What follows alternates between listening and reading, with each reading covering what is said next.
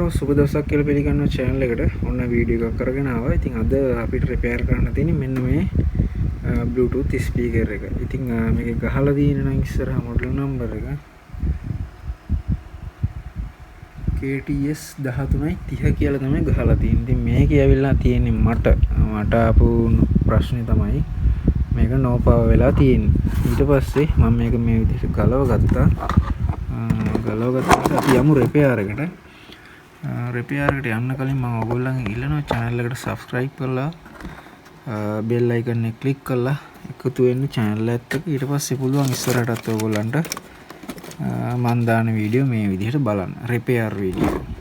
ඉතින් මේවා බලලා ගොඩක් කට්ටිය දැන් රිපෙයාර් කරගන්නවා. ඉතින් වැඩේ හරි ගියට පස්සේ මටත් ස්තුති කරලා තියෙනවා. ඉතින් ගොඩක් දෙනෙක් හැමෝටම කියන්න විශේෂම දෙයක් තියෙනවා. වීඩියෝ යවන්න එපා. මොකද වීඩියෝ යවුවම ඔයගොල්ලන්ට මම කියන සමහර දේවල් කටෙන් කියන දේවල් මිස් වෙන්න ඉඩ තියෙනවා. ඒක නිසා වීඩියෝ එක යවන්න නැතුව මුලින් දකලා අගට බලන්න. දැන් බලන්න පුළුවන් විදිහට වීඩියෝ එක ගොඩක් කෙටි කරලා තමයි ඔයගොල්ලන්ට කරන්නේ මම. කලින් නම් වීඩියෝ එක පොඩ්ඩක් දිගයි. සමහරක් වීඩියෝ දින ඉතින් ඇත්තම කිව්වොත් ඒවා කොට කරලා හරි ගස්සන්න අමාරුයි. මොකද මුලින් ඉඳලා අගට කියලා දුන්නේ නැත්තම් ගොඩ දෙනෙකුට තේරෙන්නේ නැති නිසා. මේක ඇවිල්ලා no power ප්‍රශ්නෙට ප්‍රධාන හේතුව තමයි මෙන්න මේ පොඩි IC එක. මේවා කඩවල ගන්න නැහැ. කොළඹ නම් තියෙනවද දන්නේ නැහැ. මට සෙට් වෙලා නැහැ විකුණනවා. සාමාන්‍යයෙන් chip IC කරන කට්ටිය ගාව බොහෝ දුරට ඇති. ඒත් ෂුවර් කරන්න අමාරුයි. AliExpress නම් ෂුවර් එකට තියෙනවා බඩු. ඊට පස්සේ මේක මෙන්න මේ හරිය තමයි තිබුණේ. මෙන්න මේ විදිහට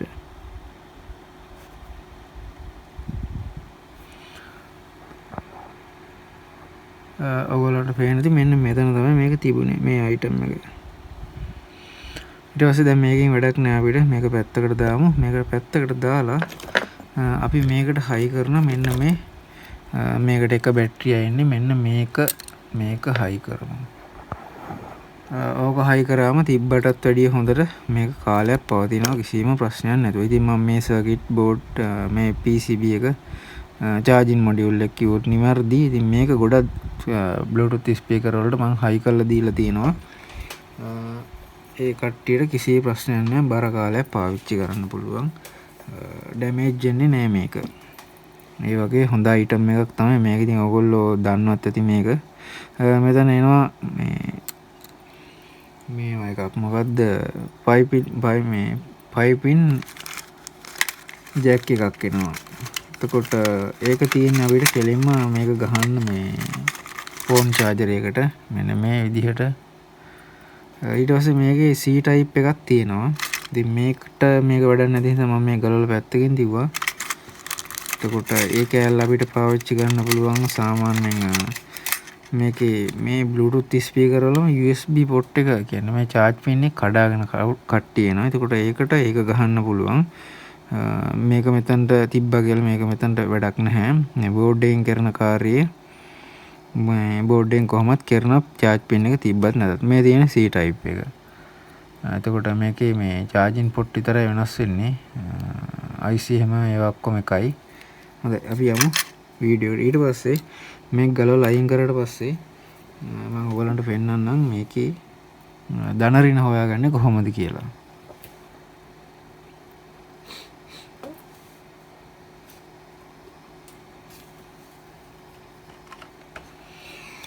ඔයගලන්ට පේනවාද මෙන්න මේක මේ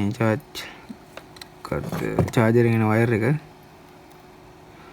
අන්න මම මේක මෙතනට ගැහුවා. මේක මෙතනට ගැහුවට පස්සේ බලන්න ඕන මල්ටිමීටර් එකක් කරගෙන කොයි පැත්තටද ධන එන්නේ කියලා. දැන් මේකේ මම නම් දන්නවා. ඉතින් මම දන්න නිසා මට අවුලක් නැහැ. ඔයගොල්ලෝ දන්නේ නැති නිසා මම ඔයගොල්ලන්ට මේක පෙන්නන්නම්. නැත්තම් මට ඔහොම නෝමල් එකේ ගහගෙන යන්න පුළුවන්.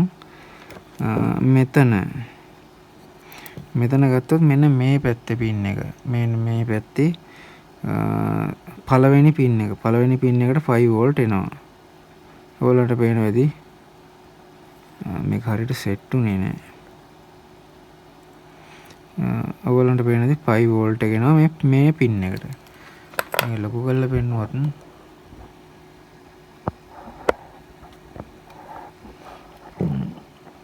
දැන් මල්ටිමීටරේ පේන්නේ මෙන්න මේ හරියට. මේක තමයි මේකේ පළවෙනි පින් එක. පළවෙනි පින් එකෙන් මෙහෙම ගියා මේ පැත්තට. මේක මෙතනට ගියා. මේක කෙලින්ම IC එකේ එක පින් එකකට තමයි යන්නේ. එතකොට ඒ IC එකෙන් අරව මේව වෙලා වෙන්න ඕනේ කාර්යය වල ඔක්කොම වෙලා යනවා 18650 බැටරියට. එතකොට බැටරි charge වෙලා ඉවර වුණාට පස්සේ මේ IC එකෙන් මං හිතන්නේ ඕෆ් කරනවා ඇති. දැන් මේකේ නම් ඕෆ් කරන මේකක් තියෙනවා protection battery protection කියන්නේ battery management system එකේ. එතකොට ඒ battery management system කියන්නේ දැන් මේකෙන් අපි out එකක් ගද්දි එළියට මෙතනින් ඉන් එකක් දෙනවා. මෙතනින් ඉන් එකක් දුන්නාට පස්සේ ඒ බැටරියෙන් කෙලින් මේ ඒ දෙන 5 වෝල්ට් එක කෙලින්ම බැටරියට යන්නේ නැහැ. මේ වගේ 3.0 ගණන් වලට අඩු වෙලා තමයි යන්නේ. ඊට පස්සේ මට මතක විදිහට මෙතනට ධන ඍණ සෙට් වෙන බැටරිය මෙතනට තමයි බැටරිය අවුට් එක. එතකොට මෙතනින් අපි ගද්දි සම්පූර්ණ බැටරිය කරන්ට් එක ගන්නෙ නැහැ. එතකොට යම්කිසි මට්ටමකට බැටරිය කරන්ට් ඉතුරු කරලා මේ දෙකෙන් ඕෆ් කරනවා. එතකොට බැටරිය ඩැමේජ් වෙන්නේ නැහැ, නරක වෙන්නේ නැහැ. දැන් මොඩියුල් එකක් දාන්න නැතුව අපි ওই කාර්යය කරොත් කො බැටරිය නරක වෙනවා. නැත්නම් අපේ අයිටම් මොන හරි තියෙනවා නරක වෙනවා. එතකොට මේකෙන් කරන කාර්යය ගොඩක් වටිනවා අපිට. එතකොට මේ පැත්තෙන් කරන්ට් එක දුන්න ගමන් මෙහෙන් වෙන්න ඕනේ කාර්යය වල වෙලා බැටරිය charge වෙනවා. charge වුණාට පස්සේ 3.7කට වගේ charge වුණාට පස්සේ මේ IC වලින් බැටරියට යන කරන්ට් එක මේ ඕෆ් කරනවා. එතකොට ඒ තනත් බැටරිය පරිස්සම් කරනවා. බැටරි මැනේජ්මන්ට් සිස්ටම් කියන්නේ මේක හින්දා තමයි මේකට. හොඳයි අපි ඊට පස්සේ ධන ඍණ හොයන හැටි මම ඔයගොල්ලන්ට කියලා දුන්නා. ඊට පස්සේ අපි යමු නැවතත් ධන ඍණ තියෙන තැන මම නැවත ආයි පෙන්නන්නම් මේක පොඩ්ඩක් ලං කරලා.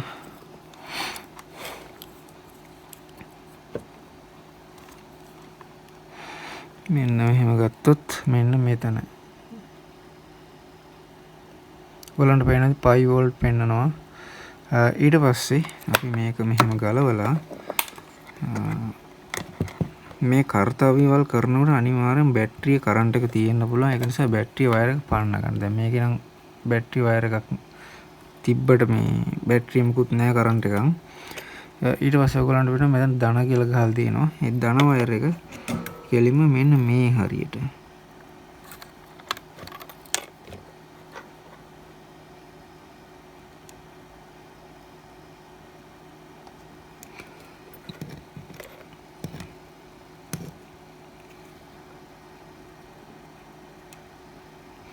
හොඳයි. ඊට පස්සේ ඍණ වයර් එක මෙන්න මෙතන ග්‍රවුන්ඩ් එකට පාස් කරනවා. තව දෙයක් පෙන්වන්න ඕන ඔයගොල්ලන්ට මේ charge pin එකේ මෙහෙම ගත්තොත් ඔයගොල්ලන්ට පේනවා ඇති මේ අන්තිම pin එක කෙලින්ම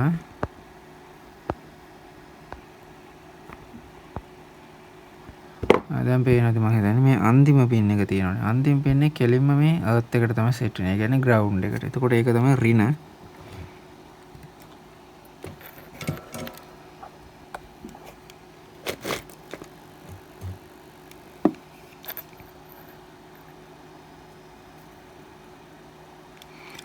හොඳයි අපි දැන් බලමු charging module එකට supply එනවද කියලා.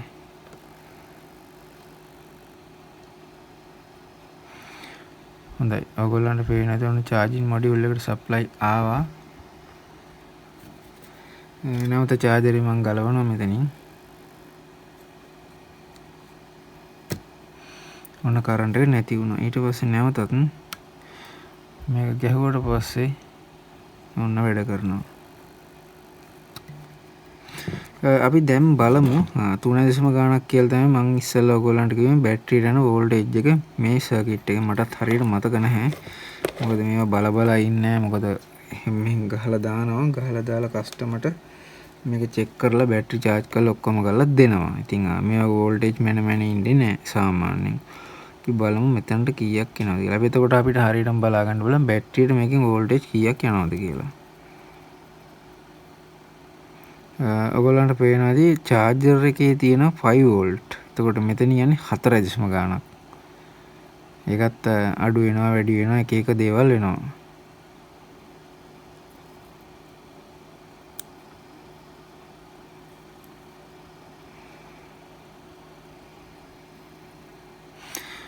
පහක්ම යන්නේ පහක්ම ගියොත් අනිවාර්යෙන් 18650 බැටරිය සවුත් වෙනවා. ඒක නිසා ඔයගොල්ලෝ වරවට මට ගහලා 18650 බැටරිය charge කරන්න එපා. පුපුරනවා බැටරි. ඊට පස්සේ ළඟ තියන් හැම පිපුරුවොත් තමයි S2ත් එක පොට්ට වෙයි. ඒ තරම් වයානක අයිටම් එකක් තමයි 18650 කියන්නේ. හොඳයි ඊට පස්සේ මේක අපි පැත්තකින් තියලා මෙතන බැටරි කියන එකට අපිට බැටරි වයර් දෙක පාස් ගන්න වෙනවා මෙතනින් මේ විදිහට. මේකේ බැටරි වයර් දෙක හරි කොටයි.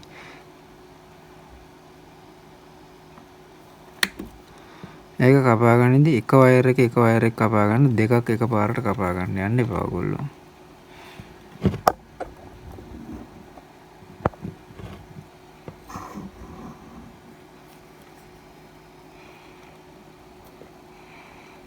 මේක ගොඩක් අමාරුයි. මේ ඇතුලේ තියෙන ඉඳ මම කපලා ඔයගොල්ලන්ට පෙන්නන්නම්.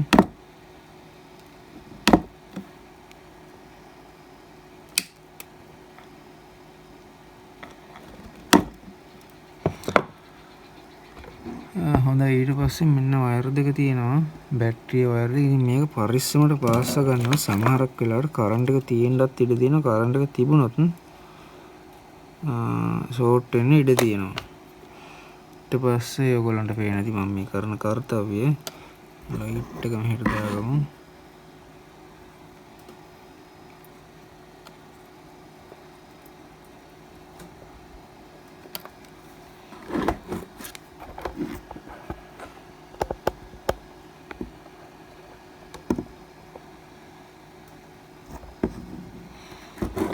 මේක මොනා කරත් ඔයගොල්ලන්ට පෙන්වන්න බැරි සීන් එකක් තියෙන්නේ මේ.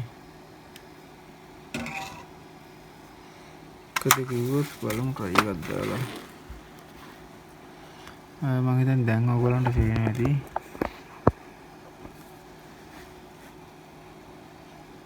ඉතින් මේ ෆෝන් වලින් රෙකෝඩ් කරනකොට හරි අමාරුයි. මොකද සමහරක් තැන් පේන්නේ නැහැ, සමහරක් තැන් පේනවා.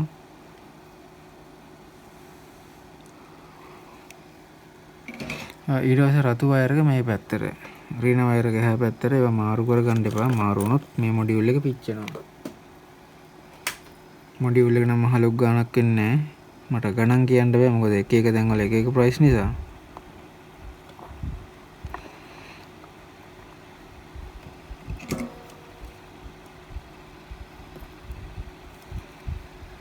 හොඳයි ඊට පස්සේ අපිට නැවත සැරයක් මේක ගහලා බලන්න පුළුවන් කරන්ට් එකට. කරන්ට් එකට කියන්නේ චාර්ජරේට, ෆෝන් චාර්ජර් එකට මොකද්ද වෙන්නේ කියලා බලන්න. දැන් ඉස්සර නිල් පාට වගේ තමයි මට මතක ඉදිරියපත් උනේ. ඔයගොල්ලන්ට පේනද ඔන්න රතු පාටපත් වුණා. රතු පාටපත් වෙන්නේ ඇවිල්ලා බැටරි charge වෙනවා කියන්නේ. එතකොට charge වෙලා ඉවර වුණාට පස්සේ නිල් පාට තමයි පත්තු වෙන්නේ. මේ බබල් එක ඔන් කරගන්නත් අපිට පැය දෙක තුනක් මේක charge කරගන්න වෙනවා. මොකද මේක කස්ටමර් ගේනකොට සම්පූර්ණ බැහැලා තිබ්බේ මේක ඔන් වෙන්නේවත් නැහැ. ඊට පස්සේ මම මෙතනට වෙන බැටරියක් කනෙක්ට් කරලා බැලුවා. මෙන්න මේ හරියට මේක වැඩ කරනවා. නමුත් charge වෙන්නේ නැහැ. හොඳයි දැන් අපි දෙන්න ඕන බැටරි ලයින් එක පෑස්සුවට පස්සේ ඔයගොල්ලන්ට පේන්නේ මෙතන තියෙන අවුට් එක. අවුට් එක දෙන්න ඕන මෙන්න මේ හරියට. මෙතන තමයි බැටරි සෙට් වෙන්නේ. අවුට් එක දෙන්න අපි වෙනම වයර් දෙකක් සෙට් කරගන්න ඕන.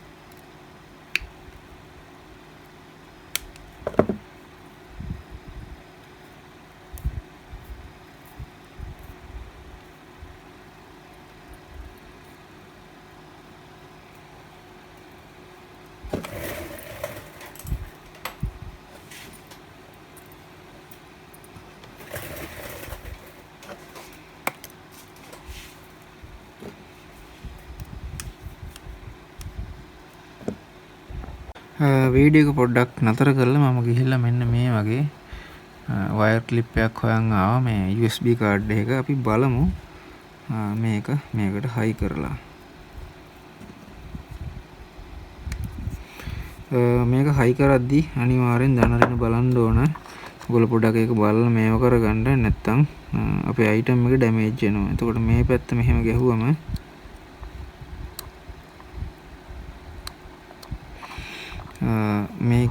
මේකේ රතු පාට ඉර තියෙන පැත්තට තමයි සෙට් වෙන්නේ ධන. ඒ කියන්නේ මෙන්න මේ පැත්තට. මේ පැත්ත. දැන් මේක ගහලා තියෙනවා මම ඒක zoom කරලා පෙන්නන්නම්. ඔයගොල්ලන්ට හොයාගන්න ලේසි. ඔයගොල්ලන්ට පේනවාද මෙතන මෙන්න මේ හරිය.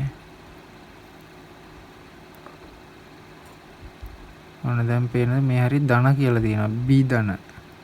එතකොට මෙතන තියෙනවා B ඍණ කියලා. එතකොට මේක ඍණ මේක ධන. එතකොට අපි රතු පාට එක පාස්සන්න ඕන අවුට්පුට් ධන කියන එකට.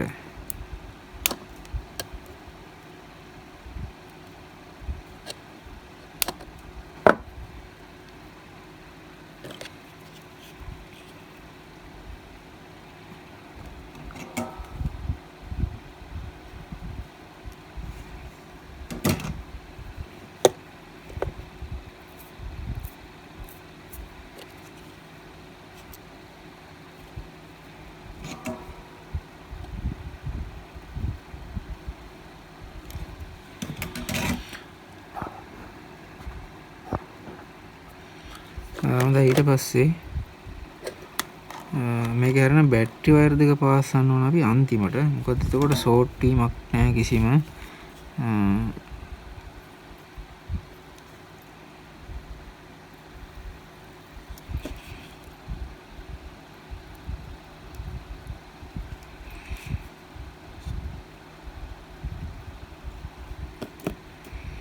මේකේ දාන එක මෙන්න මෙතනට.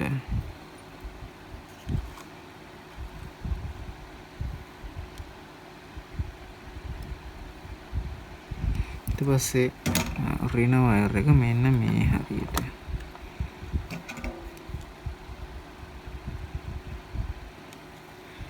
ඔන්න ඔය විදිහට තමයි කාර්යය කරන්නේ. හරිම සරලයි. දැන් බලමු මෙතනට 5 වෝල්ට් එනවා කියලා බැටරි ලයින් එකට.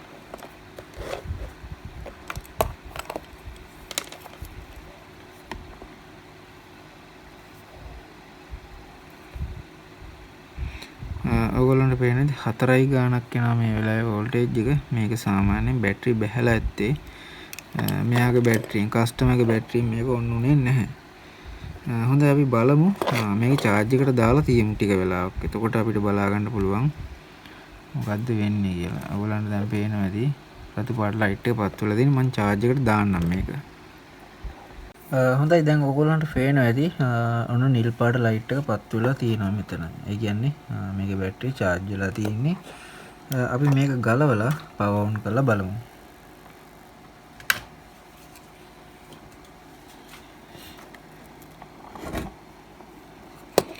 මම මේ ෆෝන් එක අතට ගන්න. අතට අරගෙන ඉවරලා මේ මෙතන තමයි power button එක තියෙන්නේ. ඔයගොල්ලන්ට පේනවා ඇති.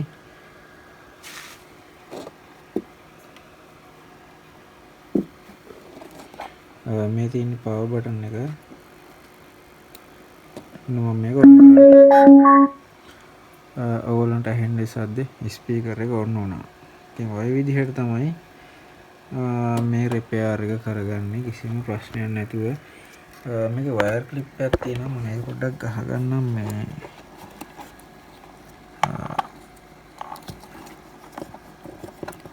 මෙතන තමයි එන්නේ කී සෙට් එක. කියන්නේ මේකේ බටන් සෙට් එක තනට තමයි සෙට් වෙන්නේ. අපිට දැන් බලන්න පුළුවන් මේක මේ විදිහට තියෙද්දි ලයිට් වලට පේනද මම බටන් ඔබනකොට ලයිට් ඕෆ් වුණා. ඊට පස්සේ අපි බලමු මෝඩ් කියන බටන් එක බලමු මොකද්ද වෙන්නේ කියලා.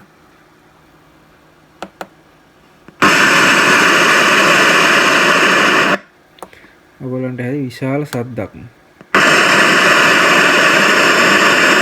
ඉතින් මේ වගේ රේඩියෝ දැම්මම විශාල ශබ්දයක් එනවා. ඉතින් ওই විදිහට තමයි මේකේ MP3 එක ප්ලේ කරන්න විදියක් නැහැ මට මේ වෙලාවේ. ওই විදිහට තමයි මේක රිපෙයාර් එක අවසන් වෙන්නේ.